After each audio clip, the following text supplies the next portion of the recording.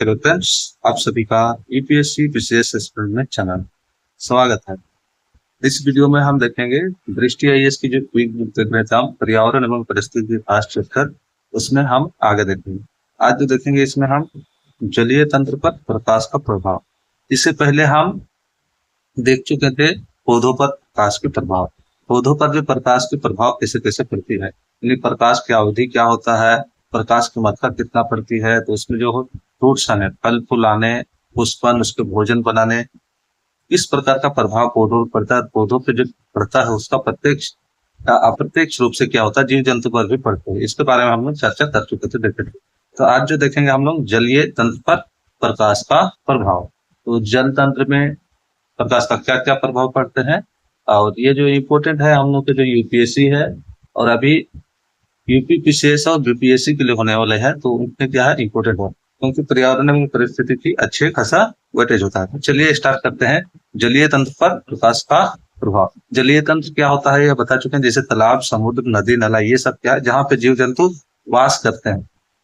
जलीय तंत्र में अधिकांश जैविक क्रियाएं प्रकाश की उपलब्धता द्वारा नियंत्रित होता है।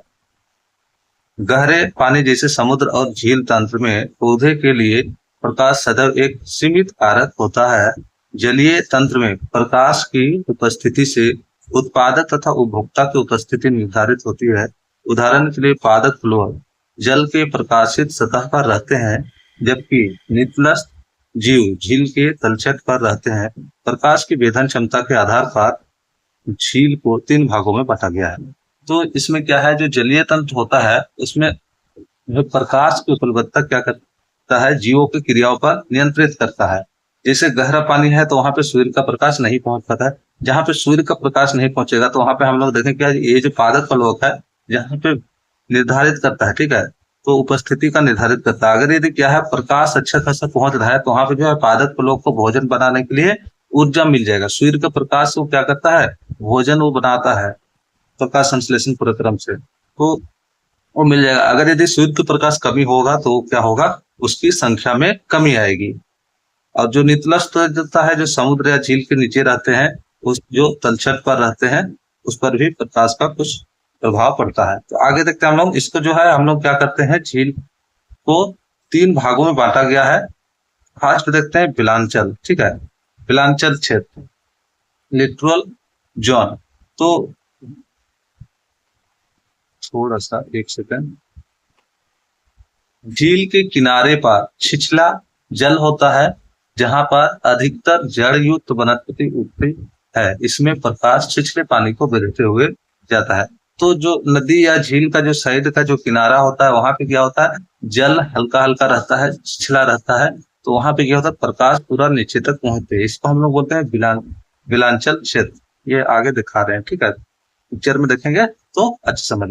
फिर सरोजाबी क्षेत्र, सरोजाबी क्षेत्र क्या होता है, बिलांचल क्षेत्र से आगे का क्षेत्र होता है। सरोजाबी क्षेत्र आगे का क्षेत्र होता है जो पादप फलों प्रचुरता से वृद्धि करते हैं।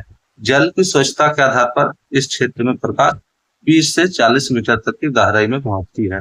तो ये जो है बिलांचल क्षेत्र क्या हो गया, जो झील का किनारे हो गया, उससे आगे का क्षेत्र होता है। थोड़ी गहरा क्षेत्र होती है जो जहाँ पे जो प्रकाश होती है जल की स्वच्छता के आधार पर, जहां अच्छा स्वच्छ रहेगा वहां 40 मीटर तक, और तथा मतलब स्वच्छ नहीं रहेगा, साफ नहीं रहेगा, वहां पे 20 मीटर तक उसकी प्रकाश पहुंचती है, उसकी यानी कि सूरज की प्रकाश। तो ये हम लोग देखे बिलांचल क्षेत्र, सरोजाबी क्षेत्र, 2 देख चुके। अब तीसरा जो है गहरा क्षेत्र।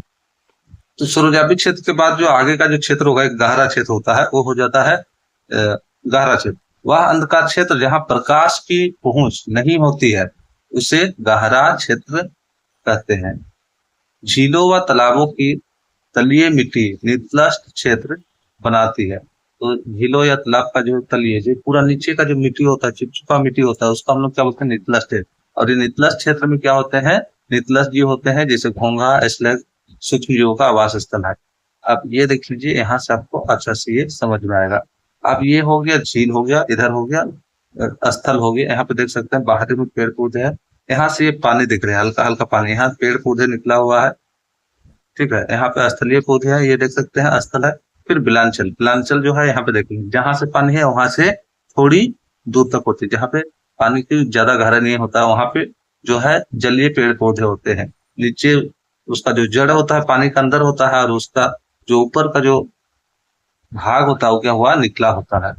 कुछ कुछ का देख लिया, अधिकतर भाग पानी में होता है, कुछ भाग निकला हुआ आता है। तो इसको हम लोग बोलते हैं बिलांचल क्षेत्र। जो छिछला जल होता है, गहरा नहीं होता। उससे थोड़ा सा आगे जाएंगे, हल्का गहरा, उसको हम लोग बोलते हैं सरोजावी क्षेत्र। जो खुला जल होता है, यहाँ पे प्रकाश क्षेत्र के आधार पर पादप फूलों वगैरह यहाँ पे उगाते हैं, और नीचे में क्या होता है, छोटे छोटे। इसके फिर आगे जाएंगे तो ये दिखाया नहीं, जो गहरा क्षेत्र होता है जहाँ भी सूर्य का प्रकाश नहीं पहुंचता है। तो आई थिंक आप लोगों को समझ में आ रहा होगा। अब हम लोग देखेंगे तापमान। ठीक है, तापमान जीवों पर क्या प्रभाव पड़ते हैं, इसके बारे में देखते हैं। तापमान किसी पदार्थ के गर्म या ठंडा होने का परिणाम होता है। तापमान से क्या होता है, किसी भी चीज गर्म या ठंडा, अधिक ठंडा होगा तापमान से, और तापमान कम रहेगा तो ठंडा रहेगा। धरातलीय गुण भी तापमान के विकिरण को प्रभावित करते हैं। हिम आच्छादित क्षेत्रों द्वारा सौर विकिरण को अधिक परावर्तित किए जाने के कारण इस क्षेत्र में तापमान कम होता है, जिसका प्रभाव यहाँ के वनस्पतियों एवं जीव जंतु पर देखने को मिलता है। तो देखते हैं, अगर यदि क्या है, हिम आच्छादित, जैसे हिमालय है, वहां पे क्या है, हिम है बहुत ज्यादा, तो वहां पे क्या होता है, सूर्य का प्रकाश जो पड़ती है, सूर्य की प्रकाश जब आती है तो ये हिमालय का क्षेत्र स्टेप्स है, तो यहाँ पे क्या है, सूर्य का प्रकाश ऐसे आएगी, तो इसको फिर क्या होगा, आने के बाद ये परावर्तित हो जाएगी, आएगी, और आने के बाद यहाँ टकराने के बाद रिटर्न जाएगी, आएगी, टकरा के रिटर्न जाएगी। ऐसे क्या होगा, तो अधिकतर प्रकाश को क्या करता है, परावर्तित कर देता है, जिसके कारण यहाँ पे क्या होता है, ठंडी, टेम्परेचर ज्यादा नहीं रहते, और टेम्परेचर ज्यादा नहीं रहते तो उसके कारण जो वहां पे जो पेड़ पौधे हैं उसको भोजन बनाने के लिए पर्याप्त ऊर्जा नहीं मिलता है, जिसका प्रभाव जो है वहां के वनस्पति में और जीव जंतु को देखने में मिल सकता है। जबकि रेतीले क्षेत्र द्वारा सौर विकिरण के अधिक अवशोषण के कारण तापमान अधिक होता है। इसी प्रकार विभिन्न ताप प्रतिबंधों में ताप की विषमता जीव तथा वनस्पति की प्रकृति को प्रभावित करती है। जो रेतीले क्षेत्र होगा, जैसे राजस्थान हो गया, राजस्थान में क्या है, रेत ज्यादा है, जिसके कारण वो क्या करता है, अवशोषण करेगा प्रकाश को, जो सूर्य का प्रकाश है उसको अधिक मात्रा में अवशोषण करेगा, उसमें क्या होगा, तापमान बहुत ज्यादा होगा। तो बहुत ज्यादा ठंडा या तो बहुत ज्यादा गर्मी क्या होता है, जीव के अनुकूल नहीं होता है। एक बैलेंस रहना चाहिए, प्रकाश का जो मात्रा है जिससे टेम्परेचर निर्धारित होता है, एक बैलेंस रहेगा तो जीव जो है वो सरवाइव कर पाएंगे। आगे देखते हैं हम लोग, पृथ्वी की सतह पर ऊर्ध्वाधर तापमान प्रवणता ताप हास्य दर कहलाती है, जो कि औसतन प्रति 1000 मीटर की ऊंचाई पर 6.5 डिग्री सेल्सियस अर्थात धरातल से ऊंचाई पर जाने से तापमान में कमी आती है। तो अगर यदि क्या है, जैसे जैसे पृथ्वी से हम लोग ऊंचाई पे जाएंगे तो प्रकाश की जो है वो क्या होता है, कमी हो जाती है। ये मान लीजिए क्या है, आर्थ हो गया हम लोग का, तो यहाँ से जैसे जैसे ऊंचाई पर जाएंगे, ऐसे ऊंचाई तक बढ़ेंगे, पर किलोमीटर यानी कि 1 किलोमीटर में कितना होगा, 6.5 डिग्री सेल्सियस का क्या होगा, तापमान में घटेगा। याद रखिएगा, जैसे जैसे ऊपर जाएंगे तापमान घटेगा, ऊपर जाने से तापमान क्या होता है, घटता है, और नीचे क्या होता है, तापमान ज्यादा रहता है। तो ये हो गया ऊंचाई के आधार पर ये, और इसी को क्या बोला जाता है, ताप हास्य दर। पृथ्वी की सतह पर ऊर्ध्वाधर तापमान जो होता है उसको तापमान प्रवणता ताप हास्य दर कहते हैं। और ये नीचे में तापमान क्यों ज्यादा रहता है, क्योंकि सूर्य जब आता है, सूर्य जब आता है तो इसके जो है कम वेवलेंथ वाला प्रकाश आता है, कम वेवलेंथ वाला प्रकाश होता है तो डायरेक्ट अधिक स्पीड से आता है। इसको क्या करता है, वायुमंडल कम वेवलेंथ, ज्यादा इसे नहीं होता है, मतलब कम इधर उधर होके आता है, तो इसको क्या है, वायुमंडल इसको रोक नहीं पाता है, अवशोषित नहीं कर देता। लेकिन जब यहाँ से टकराने के बाद, यहाँ से टकरा के ऐसे जाएगा तो ये ज्यादा इस टाइप से इसका जो वेवलेंथ है इस प्रकार ज्यादा मोड़ के जाता है, ऐसे जाता है तो इसको वायुमंडल रोकने में सक्षम है। तो आते हुए प्रकाश से क्या है, वायुमंडल गर्म नहीं होता है, जब जाते हुए प्रकाश होता है उसको वायुमंडल क्या करता है, रोक के रखता है, जिसके कारण तापमान जो है गर्म होता है। ठीक है, तो इसको बोलते हैं दीर्घ तरंग। जब रोड पे जाता है तो ये वेवलेंथ ज्यादा होता है, दीर्घ तरंग। तो दीर्घ तरंग से क्या होता है, वायुमंडल या पृथ्वी गर्म होता है, और जो है छोटे तरंग ये है क्या है, सूक्ष्म तरंग। सूक्ष्म तरंग से वायुमंडल गर्म नहीं होते। तो याद रखिएगा, सूक्ष्म तरंग किसको बोलते हैं, जो सूर्य से आते हुए जो किरण होंगे उसको बोलते हैं सूक्ष्म किरण या सूक्ष्म तरंग, और परावर्तित होने के बाद जो जाएगा ऊपर उसको हम लोग बोलते हैं दीर्घ तरंग। इतना समझ में आ गया होगा, इससे क्वेश्चन बनता है, यूपीएससी में भी बनता है, और क्या है जो यूपीपीसीएस है या तो यूपीएससी है उसमें भी इसे क्वेश्चन बनती है। तो ये याद रखिएगा, ध्यान में रखिएगा। पौधों की वृद्धि अनुक्रिया तथा जीवों के क्रियाकल्पों पर तापमान का महत्वपूर्ण प्रभाव पड़ता है। तापमान पौधों के लिए उद्दीपन का कार्य कर उनकी वृद्धि को निर्धारित करते हैं। तापमान से क्या होता है, तापमान में उद्दीपन की क्रिया करता है, यानी कि एंजाइम उसमें मिलता है और उसके थ्रू उसमें क्या होता है, वृद्धि को निर्धारित करता है। तो अगर यदि क्या है, तापमान अच्छा खासा मिल रहा है तो उसका वृद्धि होगा। जैसे हम लोग साइंस में पढ़ते हैं छोटे क्लास में, अगर यदि किसी पेड़ पौधा को हम क्या करते हैं, मान लीजिए किसी पौधा को हम यहाँ पे लगा दिए हैं और इसको अगर यदि हम क्या करते हैं, पौधा है यहाँ पे, उसको हम लोग ढाक देते हैं किसी ये से, इसको हम ढाक देते हैं, प्रकाश की मात्रा नहीं मिलती है। तो यहाँ पे अगर यदि हम छोटा सा छिद्र कर देते हैं तो देखिएगा सूर्य जिधर जिधर जाएगा ये पेड़ जो है उस प्रकार झुक जाएगी। अगर इधर सूर्य है तो इधर झुकेगी, सीधा है तो इधर, इधर रहेगा तो इधर झुकेगी। उसको प्रकाश की मात्रा उतना नहीं मिलती है, जिसके कारण वो वृद्धि नहीं करता है। या दूसरा जल सकते हैं, अगर यदि आप कृषक परिवार से हैं तो आपको पता होगा, अगर यदि किसी खेत में अगर यदि कोई चीज बोया है, तो कोई चीज अगर यदि बोया है तो उसमें क्या होता है, जहां बोया है वहां पे अगर यदि उसको साफ नहीं करेगा, समय समय पर साफ नहीं करे, इसके साथ जो अनैच्छिक घास वगैरह निकल जाते हैं, ठीक है, जिसको हम लोग बोलते हैं खरपतवार जो बोलते हैं, खरपतवार उसके साथ आ जाते हैं जैसे फसल के साथ। तो ये अगर ज्यादा हो जाते तो फसल का जो हाइट है, जो वृद्धि है, वो वृद्धि नहीं कर पाता और जितना उसको उत्पादन देना चाहिए उतना नहीं दे पाता है। तो इसलिए क्या होता है, अगर यदि तापमान उसको निर्धारित करता है, तो तापमान क्योंकि इसकी जगह पे रहता है तो ये ज्यादा ले लेता है।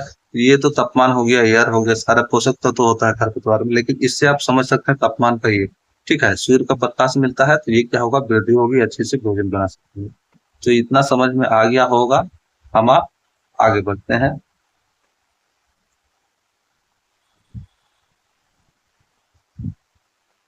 पर्यावरण का स्थानिक तथा समय मापकरण। पर्यावरण का स्थानिक क्या है और समय मापकरण पर्यावरण में कैसे किया जाता है, इसके बारे में। अधिकतर जीव अपने पर्यावरण के स्थानिक तथा समय मापक्रम के अनुरूप पारस्परिक क्रिया करते हैं। उदाहरण के रूप में मृदा में स्थित एक जीवाणु 1 घन सेंटीमीटर क्षेत्र से भी कम क्षेत्र में वायु तथा जल से पारस्परिक क्रिया करता है।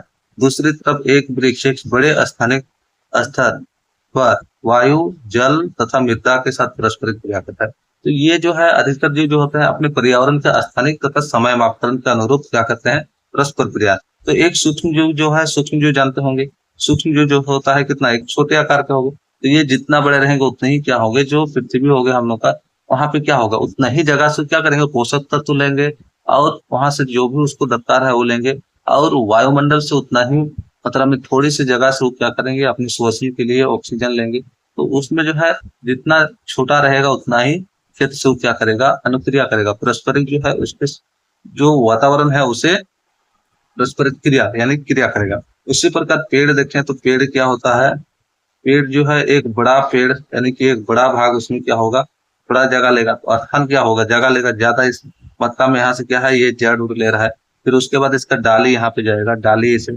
जाएगा तो डाली लेगा, तो ये क्या होगा, ज्यादा स्थान लेगा। तो ये आपको क्या है समझ में आया होगा मेरा ख्याल से, ठीक है। तो इसमें क्या है, देख सकते हैं जो जीवाणु होता है वो क्या है, 1 घन सेंटीमीटर यानी कि 1 सेंटीमीटर ऊंचाई होगा, 1 सेंटीमीटर लंबाई होगा, 1 सेंटीमीटर चौड़ाई होगा, उतना ही क्षेत्र से क्या, उससे भी कम भाग में वायु तथा जल से परस्पर क्रिया, उससे भी कम भाग में क्या करता है, उसी से वो वहां से वो उतना ही क्षेत्र का वायु भी लेगा, जल भी ग्रहण करेगा, क्योंकि वो उतना ही क्षेत्र में रखा है। दूसरे तरफ जो है पेड़ है वो क्या होता है, बहुत बड़े भाग तो क्या करेगा, वायु ग्रहण करेगा और स्थान लेगा। जलवायु में परिवर्तन, मृदा प्रकार तथा स्थल आकृति में अंतर के कारण विभिन्न स्थानों का पर्यावरण भिन्न भिन्न होता है। जलवायु में जो परिवर्तन होता है वो क्या होता है, स्थल आकृति और मृदा के कारण क्या होता है, परिवर्तन। अलग अलग जगह में स्थल आकृति अलग, जिससे गड्ढा वाला घाटी होगा तो घाटी जगह में वहां पे क्या होगा, जैसे ये घाटी बनता है तो इस घाटी जगह में क्या होगा, ज्यादा गर्मी नहीं रहती है, ठीक है। तो इसका भी एक जो है उसमें साइंटिफिक रीजन है, तो जब ज्योग्राफी करेंगे उसमें हम लोग उसको देखेंगे। जैसे पहाड़ी एरिया है तो पहाड़ी एरिया में भी गर्मी ज्यादा नहीं रहती, जैसे रेगिस्तान है तो क्या है, स्थल आकृति हो गया उसके आधार पर। और मृदा, मृदा का प्रकार जैसे हम लोग देखते हैं बलुई मृदा, राजस्थान में क्या है, बलुई मृदा है। इधर चल जाइए हिमालय क्षेत्र पर तो इधर क्या है, जो ऊपर में देखिएगा तो इसमें हिम का परत है, तो इसी प्रकार क्या है, मृदा के प्रकार और स्थलाकृति जो है जलवायु परिवर्तन में महत्वपूर्ण भूमिका निभाते हैं। और जीव के क्रियाकल्पों द्वारा पदार्थों तथा ऊर्जा के आदान प्रदान से जलमंडल, निचला वायुमंडल तथा स्थल मंडल की ऊपरी सतह प्रभावित होता है। तो जीव का जो क्रियाकलाप होता है उससे ऊर्जा का आदान प्रदान होता है। जीव आपस में जो क्रियाकलाप करेंगे उसे ऊर्जा एक एक जीव से दूसरे जीव में जाएगा। इससे क्या होगा, जलमंडल और वायुमंडल का निचला भाग और स्थल मंडल का जो ऊपरी भाग है वो प्रभावित होता है। जीवों की बाह्य वातावरण के साथ साथ एक समय सीमा तक, जो कि कुछ मिनटों से दिनों, ऋतुओं या भू वैज्ञानिक समय के लंबे अंतराल तक हो सकते हैं, जूझना पड़ सकता है। तो जो बाह्य वातावरण के साथ जो है, जीवों के बाह्य वातावरण के साथ एक समय सीमा तक क्या है, जीवों को जूझना पड़ सकता है। और वो जो समय सीमा है, हो सकता है कुछ मिनट का भी हो सकता है, कुछ दिन का भी हो सकता है, वर्ष का भी हो सकता है, या विशेष ऋतु हो सकता है, या साइंटिफिक जो होता है वैज्ञानिक द्वारा जो मापकरण होता है लंबे अंतराल, इसके भी हो सकता है। उदाहरण के लिए जलीय परिवेश में प्रकाश की स्थिति में परिवर्तन होने से कुछ ही दिनों में पादप प्लवक की संख्या में परिवर्तन होता है। हम लोग पहले चर्चा कर चुके थे ये पादप प्लवक के बारे में। पादप प्लवक की संख्या जो है प्रकाश को उपस्थित है, अगर प्रकाश अच्छा खासा मिल रहा है तो उसमें जो है, जिसे पहले से मान के चलिए प्रकाश नहीं मिल रहा है, तो उसमें क्या है, कुछ ही जो है पादप प्लवक समुद्र में है या कोई जलीय क्षेत्र में है। लेकिन जैसी प्रकाश की मात्रा, जैसे उसके दिन में जो है अवधि है, अधिक लंबे समय तक उसको प्रकाश मिलने लगे तो उसकी संख्या क्या होगा, बढ़ने लगेगी। और जैसे प्रकाश के जो अवधि है, मतलब दिन में मान के चलिए कम मिल रहा है, 4 घंटा 5 घंटा, और वो भी हल्का हल्का मिल रहा है, तो इसमें क्या होगा, पादप प्लवक की संख्या कम होगा। तो इस प्रकार जो है ये समय से निर्धारित होता है।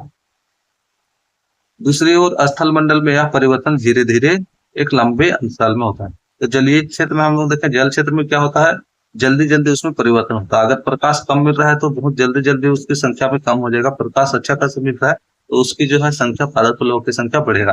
लेकिन स्थल मंडल में ये परिवर्तन धीरे धीरे होता है। स्थनिक तथा पर्यावरण के समय मापक्रम को जलवायु महत्वपूर्ण रूप से प्रभावित करता है। इसको जो है जलवायु क्या करता है, महत्वपूर्ण रूप से प्रभावित करता है। इसके अलावा आवास एवं निकेत भी जीवों व पर्यावरण की अंतःक्रिया को प्रभावित करता है। तो आवास और निकेत, आवास क्या होता है, जैसे एक जंगल हो गया, ठीक है, एक जंगल हो गया, जंगल क्या है, जीव जंतु का रहने का क्षेत्र हो गया, या तो एक तालाब हो गया मान लीजिए, या तो झील हो गया, उसमें भी अलग अलग जीव रहने के लिए, जैसे जंगल में क्या है, अलग अलग जीव अलग अलग क्षेत्र में रहते हैं जंगल में, तो जो अलग अलग क्षेत्र हो गया वो क्या हो गया, निकेत हो गया, और पूरे जंगल क्या होगी, आवास होगी। तो इसके बारे में आगे हम लोग चर्चा करेंगे और देखेंगे आवास क्या होता है और निकेत क्या होता है उसके बारे में। जलवायु एक नियत स्थान तथा समय पर वायुमंडल के क्षणिक लक्षणों, जैसे तापमान, दाब, आर्द्रता, वर्षा, सौर प्रकाश, बादल तथा वायु को मौसम कहते हैं। तो मौसम क्या होता है, किसी भी क्षेत्र विशेष में एक नियत समय में जो क्षणिक लक्षण होता है उसी को हम लोग मौसम कहते हैं। जैसे अभी दिल्ली में देखा जाए तो दिल्ली में क्या होता है, अभी टेम्परेचर बहुत ज्यादा होता है, तो ये क्या हो गया, दिल्ली एक नियत स्थान है। यहाँ पे अभी जो है जून, आज जो है 19 जून है, तो 19 जून में किस प्रकार यहाँ पे मौसम है, तो ये जो है गर्मी बहुत ज्यादा है, टेम्परेचर बहुत ज्यादा। मान लीजिए 4-5 दिन के बाद बारिश यहाँ कर दे तो तापमान कम हो जाएगा, तो वहाँ पे मौसम क्या होगा, बारिश क्या है और टेम्परेचर में कम हो गया। तो जो है किसी भी नियत स्थान में क्षणिक लक्षण, जो उस समय के लक्षण जो बताता है उसी को हम बोलते हैं मौसम बोलते हैं। ठीक है, आगे देखते हैं। मौसम आपको समझ में आ गया, जैसे ये दिल्ली का हो गया, वैसे मान लीजिए आप यूपी में रहते हैं कहीं, तो उसके जो हो गया, बिहार को बिहार की, ठीक है, मतलब विशेष क्षेत्र में जहाँ पे जिस जगह पे रहते हैं, जिस शहर पे रहते हैं, गांव में, उस क्षेत्र का क्या होता है, मौसम हो जाता है, जो कि स्थान विशेष पर डिपेंड करता है और थोड़े समय के लिए वो होते हैं। क्षेत्र विशेष में वायुमंडलीय स्थिति की सामान्य अवस्था है, ऋतु परिवर्तन तथा मौसमी चरम सीमाओं की लंबी समय की औसत स्थिति जलवायु कहलाती है। तो जलवायु जो होता है ये मौसम तरह ही होता है, लेकिन एक लंबे समय तक जो उसमें विशेष करता है। जिससे हम लोग जनरली हम लोग जो इंडिया में क्या है, वर्षा, गर्मी और सर्दी, एक बसंत ऋतु मान के चलते हैं, लेकिन चिन्ह मान के चलिए। एक क्या होता है, अभी जो है गर्मी है, मार्च से लेकर अभी जो है जून, ये जून तक गर्मी रहेगी। उसके बाद जुलाई से बारिश होते होते धीरे धीरे तो लगातार उसमें क्या होता है, बारिश हल्का हल्का होते रहती है। उसमें क्या होता है, जो सामान्य अवस्था होती है और ऋतु परिवर्तन होता है, ऋतु परिवर्तन होता है, और मौसम की जो चरम सीमाओं की लंबे समय की औसत स्थिति, तो एक लंबे समय की औसत स्थिति होती है। तो जैसे ठंडी स्टार्ट होगी, उसके बाद मान के चलिए अक्टूबर नवंबर से होगी, तो ठंडी धीरे धीरे बढ़ते बढ़ते पीक पे आपने जो हम लोग का क्या होता है दिसंबर जनवरी में ज्यादा होगा, फिर घटते घटते मार्च तक वो कम हो जाएगी, तो मार्च से फिर गर्मी स्टार्ट होगी धीरे धीरे। अभी जून में देखिए हाईएस्ट गर्मी पहुंच रहा है। तो इस प्रकार जो एक लंबे समय सीमा होता है उसको हम लोग क्या बोलते हैं, जलवायु बोलते हैं। और मौसम क्या होता है, वो क्षणिक समय के लिए होता है, एक दिन का हो सकता है, कुछ घंटे का हो सकता है, ठीक है मौसम। आगे देखते हैं हम लोग। इस प्रकार मौसम में घंटा, दिन या साप्ताहिक परिवर्तन होता है। तो मौसम में क्या हो सकता है, या तो घंटा में होगा, दिन में होगा या सप्ताह में होगा। जबकि जलवायु एक लंबे अंतराल पर ऋतुओं या वर्षों के आधार पर तय होती है। तापमान तथा वर्षा वे प्रमुख कारक हैं जो किसी क्षेत्र की जलवायु का निर्धारण करते हैं। तो तापमान और वर्षा ये दो जो है प्रमुख कारक है जो क्या होता है, किसी भी क्षेत्र की जो जलवायु है उसको निर्धारित करते हैं। आगे बढ़ते हैं हम।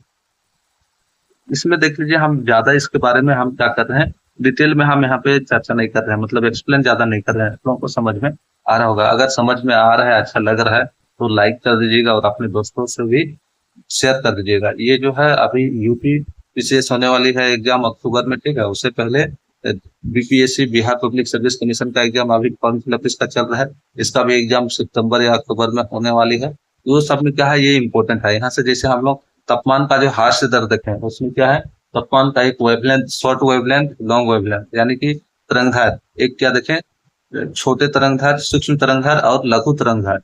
तो सूक्ष्म तरंगधार किसको बोलते हैं, सूक्ष्म तरंगधार जैसे सूर्य से आ रहा है, उसका जो मूवमेंट होता है बहुत कम होता है, इसको वायुमंडल रोक नहीं पाता है, और पृथ्वी से टकराने के बाद जब परावर्तित होकर जाता है वो क्या होता है, इस प्रकार जाता है। तो इसको हम लोग लघु तरंगधार बोलते हैं। इसको वायुमंडल रोक पाता है, जिसके कारण तापमान में क्या होता है, वृद्धि होता है, वायुमंडल रोकता है। तो और ये क्या होता है, ऊपर जैसे जैसे जाते हैं तो 1 किलोमीटर में 6.5 डिग्री सेल्सियस की कमी होती है, ये हम लोग देखें।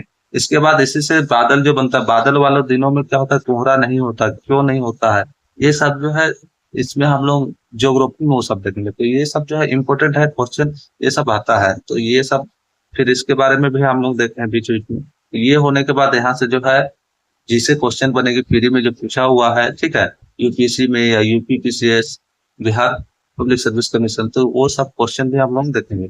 तो इसलिए अच्छा लग रहा है। तो अगर यदि आप न्यू है, इस चैनल से नहीं जुड़े हैं, तो इस चैनल से जुड़ जाइए, सब्सक्राइब कर लीजिएगा और अपने दोस्तों या भाई बहन जो भी है उनको भी शेयर कर सकते हैं। चलिए आगे बढ़ते हैं। जलवायु का निर्धारण करते हैं। तो ये हम लोग देखते हैं किसी क्षेत्र विशेष का जो जलवायु है उसका निर्धारण विभिन्न क्षेत्रों में विभक्ति, सौर विकिरण के विविध निवेश तथा वायु एवं समुद्री लहरों द्वारा ताप ऊर्जा का हस्तांतरण से तापमान, वर्षा तथा आर्द्रता में बदलाव से भूमंडलीय जलवायु का निर्माण होता है, जो कि पृथ्वी पर स्थित सभी जीवों को संचालित करता है। तो जो विभेदी विकिरण, क्षेत्रों में विभेदी और सौर विकिरण के विविध निवेश, सौर विकिरण जो सूर्य से आ रहा है उसके कारण क्या होता है, तो जलवाष्प बनेगा, जलवाष्प बनेगा तो वहां से बन के वायु जो है, वायु इस दिशा में जा रहा है। और समुद्र लहर, समुद्र का लहर क्या होगा, वायु जिस दिशा में जाएगा उसी दिशा में क्या होगा, समुद्र का लहर भी जाएगा। और उससे क्या होगा, ताप ऊर्जा, वहां से ताप जो है, ताप उसको जलवाष्प में बदलेगा, जलवाष्प में बदलेगा, वायु के साथ जाएगा। तो जिधर जाएगा उधर क्या होगा, तापमान के कारण वर्षा और आर्द्रता, उस धर क्या होगा, वायु के साथ आर्द्रता जाएगी और उसमें जो है बदलाव होगा, भूमंडलीय जलवायु का निर्माण होता है उसी के कारण। ये जो है जलवायु में, इसके बारे में डिटेल से हम लोग जानेंगे, ठीक है। चलिए आगे देखते हैं हम लोग। तो ये जो है वीडियो लंबी हो जा रही, हम सोचे थे इसमें थोड़ा ज्यादा करेंगे, लेकिन अभी जो है लगभग 24-25 मिनट हो जा रहा है। इसलिए क्या करेंगे, इसमें जो है हम सोचे थे, ये देख लीजिए, ये सब करके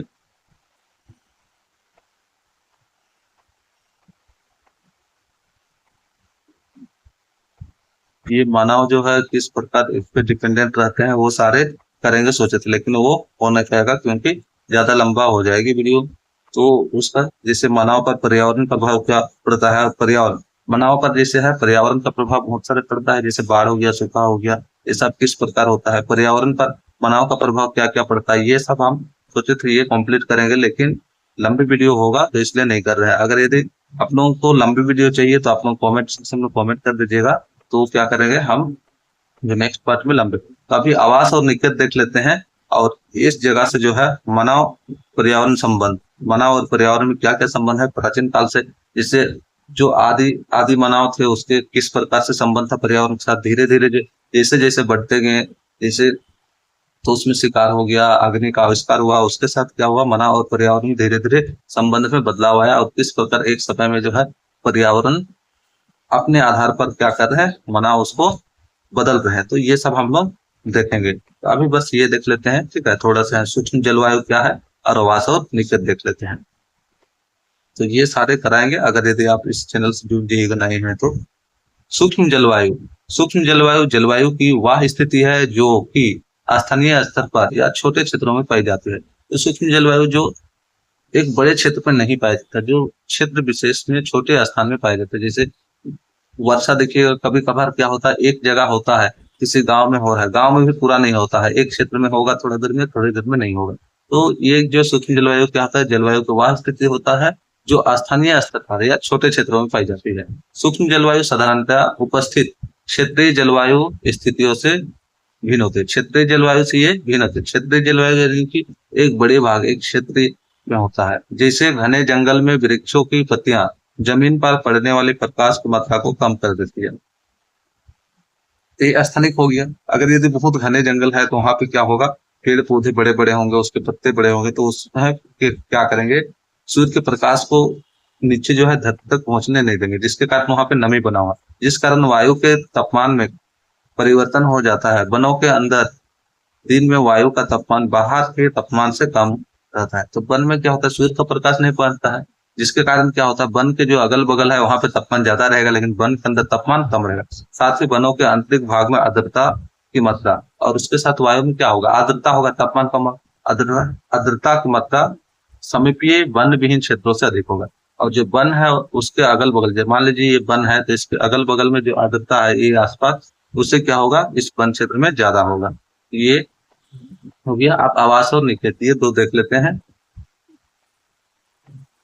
आवास आवास स्थान, वह स्थान जहां जीव निवास करते हैं, आवास करते हैं। तो जहां पे जीव निवास करते हैं उसको हम लोग क्या बोलते हैं, आवास करते हैं। आवास स्पष्ट भौतिक लक्षणों से युक्त होता है। भौतिक लक्षण क्या क्या होता है, पहले हम लोग देखते हैं, तापमान हो गया, ठीक है, जो निर्जीव हो गया, सजीव हो, मतलब जो निर्जीव चीज होते हैं, ठीक है, पत्थर हो गया, मिट्टी हो गया, वायु हो गया, जल हो गया, भौतिक लक्षण से युक्त होता है। अर्थात आवास, अगर यदि आप इसका पहला पार्ट नहीं देखें तो वो जाके देख लीजिएगा, ठीक है। इसका जो है एक प्लेलिस्ट बना दूंगा, उसी में आप देख लीजिएगा। अर्थात आवास उस स्थान को इंगित करता है जहां संपूर्ण जैविक समुदाय निवास करता है। उदाहरण के तौर पर वन आवास में कई तरह की प्रजातियां पाई जाती है। आवास विशेष की पर्यावरणीय स्थिति पाए जाने वाले पौधों तथा प्राणियों को प्रभावित करते हुए कुछ विशिष्ट लक्षण दर्शाते हैं। तो आवास जो है विशेष पर्यावरणीय स्थिति के साथ क्या होता है, पाए जाने वाले पौधों तथा प्राणियों। तो उस आवास में क्या होता है, किसी एक आवास में जो है विशिष्ट लक्षण, वहां पे जो जंतु होंगे, पौधे या प्राणी होंगे, उसमें जो है प्रभावित करने के लिए कुछ विशिष्ट लक्षण उसमें होते हैं। अलग अलग आवास में जो जीव जंतु रहते हैं, पादप रहते हैं, उसमें कुछ विशेष लक्षण। जल युक्त मृदा में उगने वाले पौधों में ऐसे कई विशेष लक्षण होते हैं जो सामान्य जल विहीन क्षेत्रों में उगने वाले पौधों में नहीं पाए जाते हैं। तो यहाँ पर देख सकते हैं, लवण युक्त मृदा में जो उगेगा, लवण वाले उगने वाले जो पौधे होंगे उसमें कई विशेष लक्षण होगा, लेकिन जो सामान्य जो जल विहीन मृदा में उगेगा वहां पे इस लक्षण नहीं पाए जाते। जैसे बहुत टेम्परेचर में उगेगा तो वहां पे भी कुछ विशेष लक्षण होगा, पेड़ वहां पे पत्ते को छोटे कर लेते हैं, इसके तना काटिले हो जाते हैं। तो वो सब क्या है आगे हम लोग देखेंगे। एक आवास में कई निकेत हो सकता है, तो हम पहले ही बात कर चुके थे।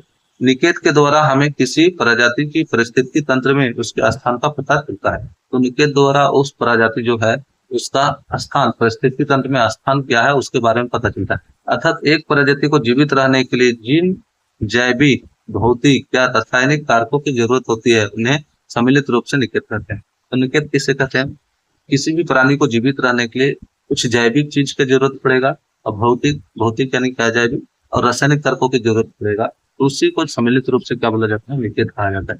प्रत्येक जाति का एक विशिष्ट निकेत होता है तथा कोई भी दो जातियां एक ही निकेत में नहीं रह सकते। तो प्रत्येक जाति का क्या होता है, एक विशिष्ट निकेत होता है, और कोई भी दो जातियां जो है एक ही निकेत में नहीं रह सकते। मान लीजिए क्या है, बंदर एक प्रजाति है, और दूसरा क्या हो गया, दूसरा एक मान लेते हैं, अभी कौन सा मिलता है, मान लीजिए बंदर, मान लीजिए बंदर, हाथी, ठीक है। तो ये दो जीव है, तो दोनों क्या होगा, एक ही निकट में नहीं रहेंगे, दोनों का जो रहने का स्थान अलग अलग हो सकता है वो एक ही आवास में रहे, एक बड़े भाग जैसे जंगल आवास हो गया वहां रहे, लेकिन हाथी कोई अलग जगह पे रहेगा, ठीक है। या तो मान के चलिए सांप, मान के चलिए सांप कहीं अलग जगह पे रहेगा, बंदर कहीं अलग जगह पे रहेगा, ठीक है।